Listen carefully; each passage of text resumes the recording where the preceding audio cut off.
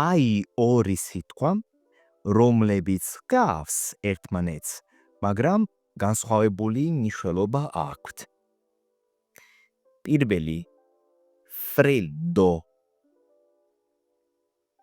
Freddo. რაც ნიშნავს სიცივეს. მეორე fretta. Fretta. როცა გვეჩქარება. აი ორი მაგალითი. პირველი. Ho freddo. Metto la giacca.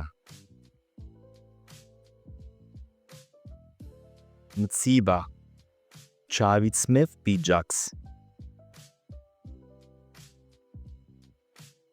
მეორე. Ora non posso. Ho fretta.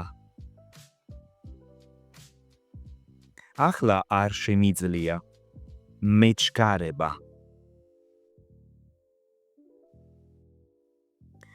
ახლა შენიჯერია.